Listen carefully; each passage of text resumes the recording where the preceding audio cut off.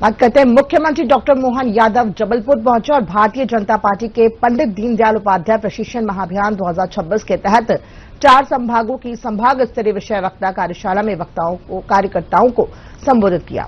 इसके बाद मुख्यमंत्री डॉक्टर मोहन यादव ने जबलपुर के गीता भवन में फिट इंडिया वुमेन्स वीक 2026 के तहत आयोजित कार्यक्रम में दृष्टि बाधित बालिकाओं से मुलाकात की। उन्होंने सर्वाइकल कैंसर के खिलाफ राष्ट्रीय एचपीवी टीकाकरण अभियान में भाग ले रही बालिकाओं को उनके टीकाकरण सर्टिफिकेट सौंपे और उनका उत्साहवर्धन किया।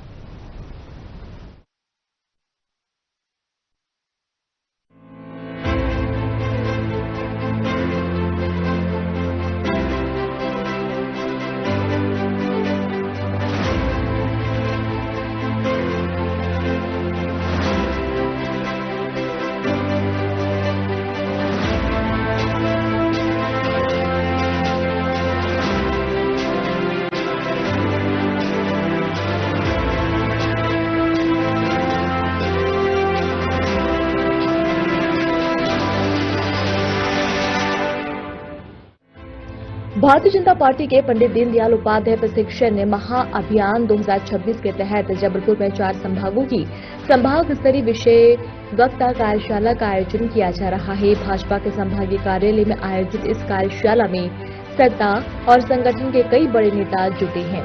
कार्यशाला में भाजपा के राष्ट्रीय सह संगठन महामंत्री शिव प्रकाश, गुजरात के प्रदेश संगठन महामंत्री रत्नाकर सहित कई वरिष्ठ पदाधिकारी शामिल हुए। वहीं मध्य प्रदेश के मुख्यमंत्री डॉक्टर मोहन यादव भी कार्यकर्ताओं के इस कार्यशाला में शामिल होने जबलपुर पहुंचे।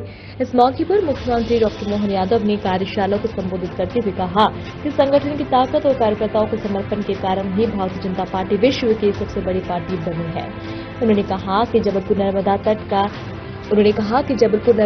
का ये क्षेत्र अद्भुत है और यहाँ के कार्यकर्ता भी उतने ही सक्रिय और समर्पित है। मुख्यमंत्री ने कहा कि संगठन को मजबूत बनाने और कार्यकर्ताओं को सक्रिय करने के लिए प्रशिक्षण वर्ग आवश्यक है। उन्होंने कहा कि सरकार और संगठन दोनों मिलकर जनहित के कार्यों को आगे बढ़ाने के लगातार प्रयास कर रहे हैं। हमारे महाकौशल प्रांत के जबलपुर और रीवा शहडोल संभाग के 4 संभाग का ये प्रशिक्षण वर्ग हमारे माननीय यशस्वी अध्यक्ष माननीय हेमंत खंडेलवाल जी, मैं स्वयं और साथ हमारे प्रभारी राष्ट्रीय सह संगठन मंत्री, क्षेत्रीय संगठन मंत्री, सबके साथ हमने ये जो प्रशिक्षण का क्रम जारी रखा है। इसी संगठन की बलबूते पर विश्व की सबसे बड़ी पार्टी भारतीय जनता पार्टी बनी और जिस स्थान जबलपुर का ये मां नर्मदा का किनारा वाकई अद्भुत है और यहाँ के कार्यकर्ता भी अद्भुत है। इसीलिए हमारी सरकार जनहितैषी कल्याणकारी कार्यक्रमों में अपने संगठन की ताकत लगाती है और संगठन की मजबूती के लिए, कार्यकर्ताओं का आधार बनाने के लिए, सक्रियता करने के लिए प्रशिक्षण वर्ग की आवश्यकता होती है। मुझे इस बात की प्रसन्नता, हमारे अध्यक्ष जी जब से बने हैं लगातार इन सारे कामों को गति देते जा रहे हैं और सरकार के लेवल पर जहां आवश्यक है एक कार्यकर्ता, हम सरकार के मुखिया भले ही, लेकिन एक कार्यकर्ता भाव होने कारण से हमारे सांसद, विधायक, मंत्री मूलतः दोनों दायित्व का बराबर से निर्वहन करते हैं। मुख्यमंत्री डॉक्टर मोहन यादव ने जबलपुर के गीता भवन में आयोजित फिट इंडिया वुमेन्स वीक 2026 और राष्ट्रीय एचपीवी टीकाकरण अभियान के दौरान दृष्टिबाधित बालिकाओं से आत्म मुलाकात कर उनका हौसला बढ़ाया।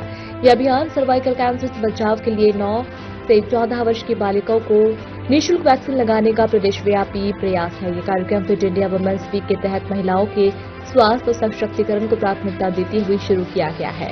मुख्यमंत्री डॉक्टर मोहन यादव ने राष्ट्रीय एचपीवी टीकाकरण अभियान फिट इंडिया वुमेन्स वीक 2026 में उत्कृष्ट कार्य करने वाली महिलाओं को सम्मानित किया। इस दौरान मुख्यमंत्री डॉक्टर मोहन यादव ने जबलपुर के चौराहों पर सोलर ट्रैफिक सिग्नल की स्थापना के कार्यों का रिमोट से लोकार्पण किया।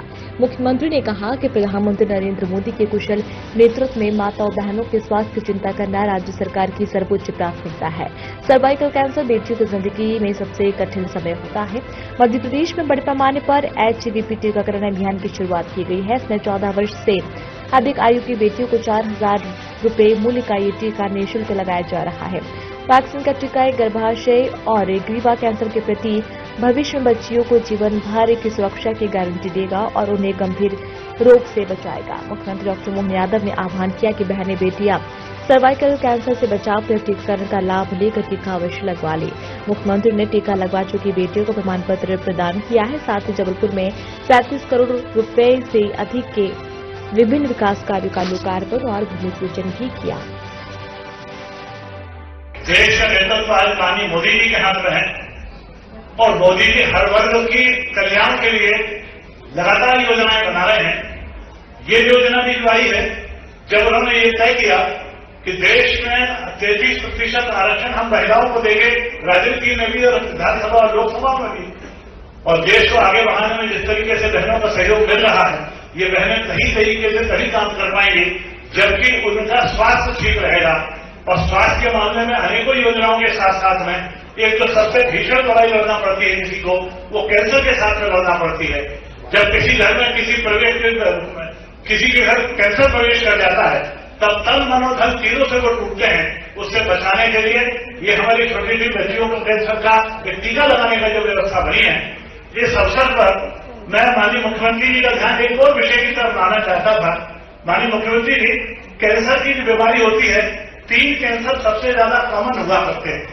एक मुख का कैंसर, दूसरा स्तन का कैंसर और तीसरा ये सर्विस का कैंसर, जिसको एड्रेस किया जा रहा है। मैं संक्षिप्त में ही और एक तरह से समय की अत्यधिक कठिनाई के बावजूद भी मुझे मालूम पड़ा कि यहाँ ये कई प्रकार का भूमि पूजन भी और खास करके ये जो सर्वाइकल कैंसर की जो बड़ी कठिन चुनौती है, इस कठिन चुनौती में बेटियों के लिए जीवन में आगे कष्टकारी समय रहता है। ऐसे में 14 वसंत जिनने देखे और 15वें वसंत के पहले अगर ये टीकाकरण हो जाता तो भविष्य पूरा सुरक्षित हो जाता है। मैं आप सबको बधाई देता हूं, आपका अभिनंदन करता हूं। जोरदार अभिनंदन माननीय मोदी जी के माध्यम से इस पूरी योजना का, जिसके कारण से 4000 रुपये का टीका पड़ता है आमतौर पर डॉक्टर के यहाँ जाओ तो, और ये 4000 रुपये का टीका बगैर शुल्क के आपको इसी अभियान के माध्यम से लाभार्थियों को लगा रहे हैं। ये गार्डासिल वैक्सीन का जो टीका है, सच में ये भविष्य के लिए एक डोज जीवन भर की सुरक्षा गारंटी देता है। ऐसे अवसर पर मैं अपनी ओर से गर्भाशय ग्रीवा के कैंसर की भविष्य की संभावनाओं पर विराम लगाने के लिए बड़ा अभियान है। और इसी के साथ साथ यहाँ पर हम अपन अगर निर्माण कार्य की बात देखें तो जिस प्रकार के काम हमारी सरकार कर रही है, अब आप बताइए, लगातार सरकार के जनहितैषी कल्याणकारी कामों के बलबूते पर लाडली बहनों से लेकर लाडली लक्ष्मी योजना तक, पहले बेटियों के लिए जन्म के समय से पता नहीं कितने प्रकार के संकट झेलना पड़ते थे। अब तो हमारी बेटियां लाडली लक्ष्मी के रूप में होती है। उनके पैदा होते ही आज के दौर में ये लैंगिक असमानता का भी बड़ा एक संघर्ष इसी भाव से हुआ है। और हमारे तो देश की प्रकृति भी हमेशा मातृ सत्ता प्रधान है। हमने माता बहनों को सदैव प्राथमिकता दी, इसीलिए हमारे इस देश का नाम भी माता से जोड़ते हैं। दुनिया में तब तक देवताओं का भी मन नहीं भरा था, इसलिए सीताराम, राधे कृष्ण, गौरी गणेश, भगवान को भी माता का नाम आगे लगाने में उनके जीवन के लिए भी और सबको संदेश देने के लिए ये हमारी संस्कृति की विशेषता है। ऐसे समय में, आज के समय में जब बदलता दौर आया, मैं सच में हमारी सरकार तो अपने राज्य के अंदर सभी शासकीय नौकरियों सहित स्थानीय निर्वाचन में तो 50% का आरक्षण हम आपके लिए दे रहे हैं, क्योंकि हमारी आधी आबादी आपसे जुड़ रही है। इसीलिए उससे आगे बढ़ते रहे। आने वाले समय में लोकसभा विधानसभा में भी माननीय मोदी जी को धन्यवाद दीजिए, 33% का आरक्षण बेटियों को मिलने वाला भविष्य के लिए भी हमारी बेटी लोकसभा विधानसभा सहित सब दूर अपना प्रतिनिधित्व करेगी।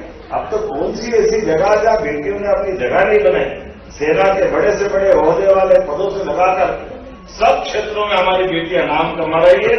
8 तारीख को अर्थात बीते कल महिला दिवस था, अंतर्राष्ट्रीय दिवस।